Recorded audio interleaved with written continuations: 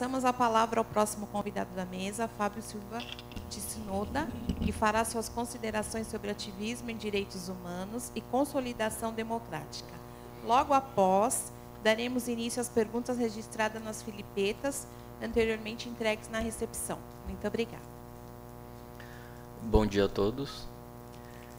Eu gostaria de agradecer o convite para participar dessa mesa, agradecer o pessoal do Arquivo Público do Estado de São Paulo, a Gorete, que mencionou a mudança do arquivo para cá alguns meses atrás, e também falando do seminário que ia ter. E também aos membros da comissão, que eu, como pesquisador sobre a comissão, não necessariamente da comissão, tive o privilégio de poder interagir com alguma frequência com eles, entrevistei muitos deles também para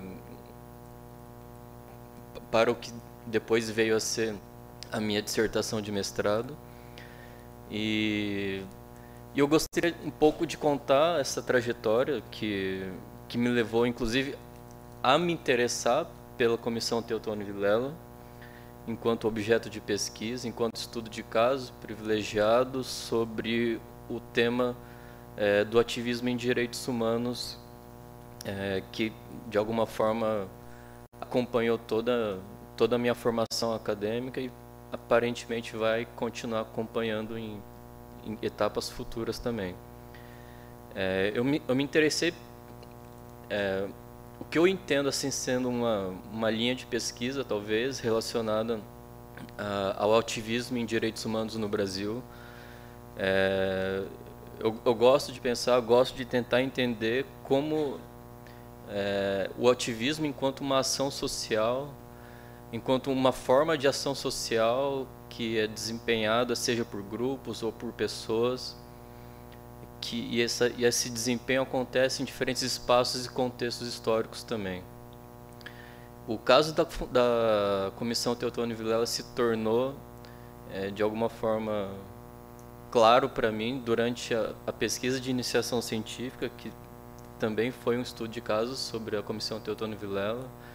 Um dos grandes animadores para que esse estudo fosse elegido foi o meu orientador da época, que é o Luiz Antônio Francisco de Souza, que é professor da Unesp de Marília. Na época eu queria tratar sobre o ativismo em direitos humanos já, só que tinha pouca clareza em que contexto que isso deveria acontecer. E depois, em comum acordo, chegamos à conclusão que pensar na transição democrática pela via do ativismo em direitos humanos poderia ser um objeto interessante, e de fato se tornou, ao menos para mim, entendeu? Só não sei se eu dei conta de fazer esse objeto ter as vozes que a história precede a ele, mas enfim, depois disso, aí veio de fato o mestrado em Sociologia, onde eu tentei, na verdade, dar continuidade aos primeiros resultados de pesquisa que apareceram durante os dois anos da iniciação científica. E já aqui em São Paulo, acho que não necessariamente um convívio, mas minhas formas de interação com membros e também com a própria comissão se tornaram mais intensos, ao menos para mim. Foi quando eu tive a oportunidade de conheci o professor Paulo Sérgio Pinheiro, conheci outros membros da comissão. O professor Paulo Sérgio, na verdade, ele ajudou muito na confecção dessa dissertação, porque foi uma pessoa que me apresentou pessoas, me apresentou contatos que se tornaram, vamos dizer, colocar, é uma palavra meio indiscreta, mas informantes de pesquisa, assim. Se tornaram informantes, mas isso para um pesquisador é extremamente fundamental, entendeu? Porque de nada vale a gente tentar tratar de objeto se a gente não tem as fontes para falar dele, né? Se a gente não tem condições de coletar informações sobre esse objeto, ele deixa de ser um objeto de pesquisa, na verdade, se torna simplesmente uma curiosidade passageira. E o que certamente o que isso tornou possível é pensar o ativismo em direitos humanos a partir do caso da Comissão Teotônio Vilela. E isso acontece certamente porque a Comissão Teotônio Vilela foi fundada em 1983, como já foi dito muitas vezes aqui, em um contexto de transição democrática, só que ainda sob a ditadura militar do governo Figueiredo. E não apenas isso, pensar o ativismo em direitos humanos no Brasil, ao menos na lógica que eu quis tentar apresentar, envolvia nem tanto levar em consideração o êxito que as ações de ativistas estavam tendo diante das suas agendas e dos seus programas de ação, e também nem tanto o desempenho que esse ativismo estava tendo diante das suas agendas.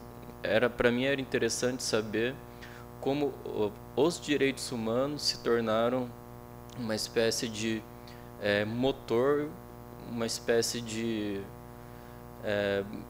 eu chamei de alguma forma de vocação, entendeu? Para algumas pessoas, como isso condicionou as trajetórias de cada um desses membros de algumas organizações em meio às suas lutas sociais. A partir disso, comecei a tentar avançar em parte sobre a documentação da CTV, e em outra parte sobre entrevistas com membros ou pessoas que estiveram presentes em alguma maneira, tiveram algum tipo de relação com membros ou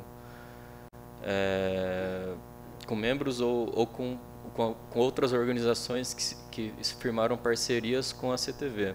E a partir disso tentar dar uma espécie de cenário da militância em direitos humanos no Brasil.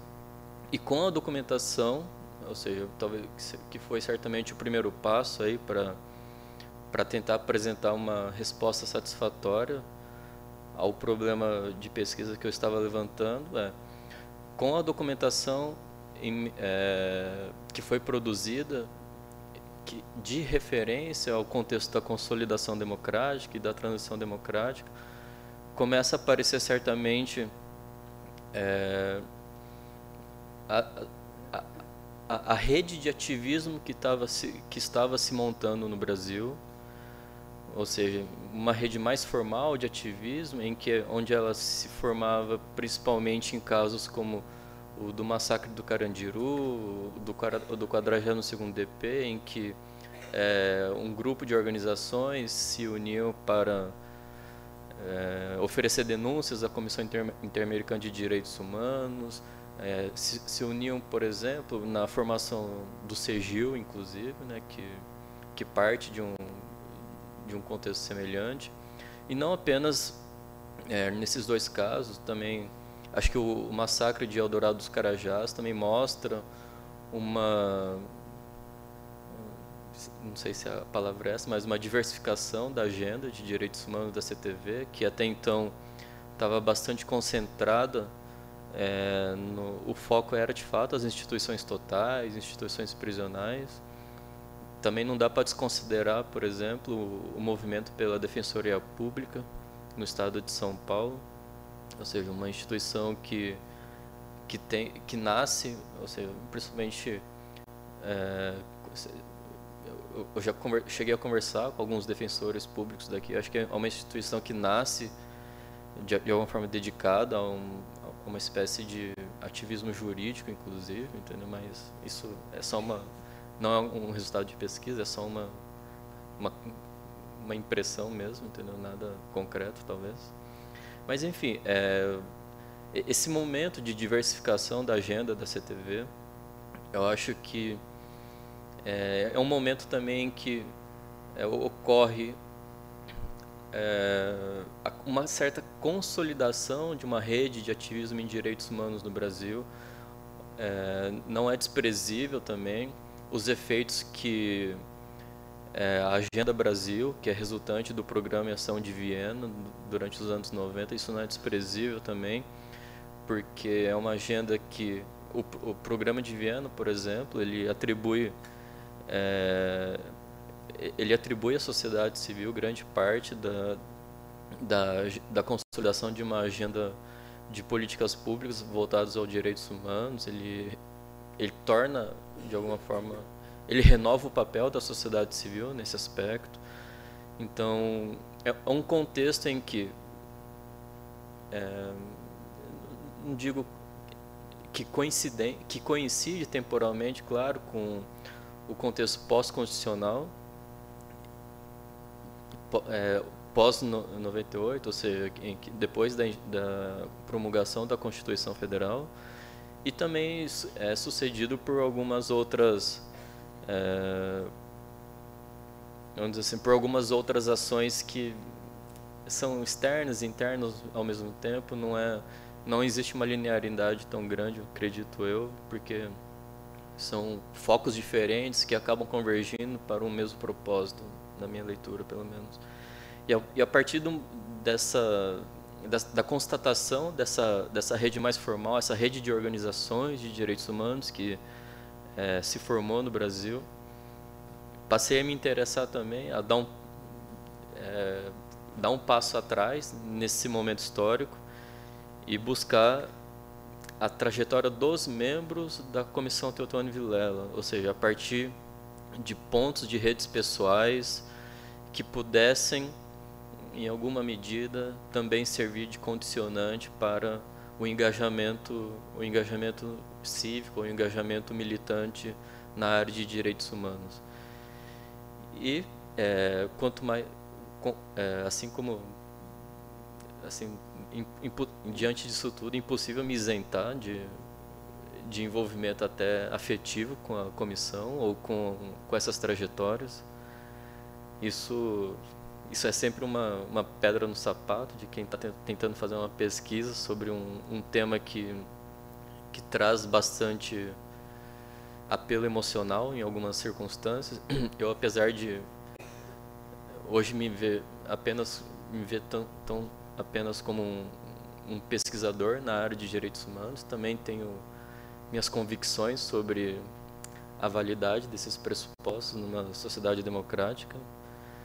Então talvez assim, o principal desafio para uma pesquisa dessa natureza, ao menos para uma pessoa como eu, é de fato tentar minimamente separar o que é uma história, vamos dizer assim, uma história muito bonita de um objeto de pesquisa.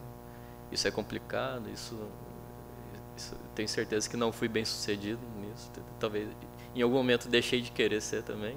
Então passei a usar mesmo essa confusão na minha cabeça como um momento de interação, e aproveitar os resultados de pesquisa que isso poderia me trazer mesmo, entendeu? E fiz isso sem muito pudor mesmo, sem incorrer no risco de faltar com imparcialidade, coisas do tipo assim que sempre assombram um objeto de pesquisa. Mas de qualquer forma, eu acho que tratar temas desse tipo assim são sempre desafiantes, não só por conta disso, mas na época, igual eu estava falando antes de começar o seminário, eu sou sociólogo com pouca aptidão para tratamentos documentais, entendeu? E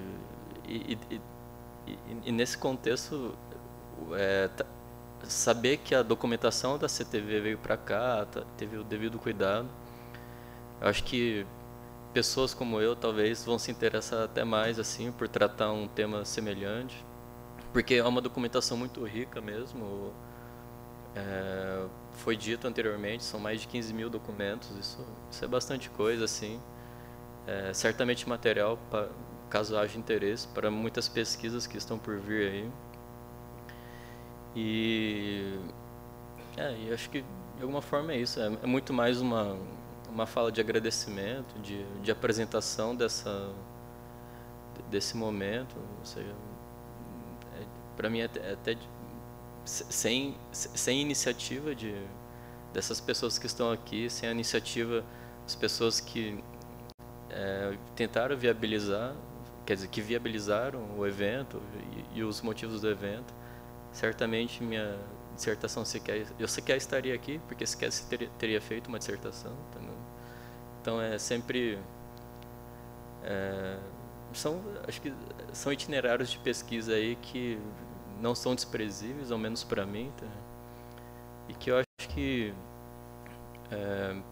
poder estar aqui com vocês, falar um pouco sobre esse momento é sempre é muito satisfatório para mim. Obrigado.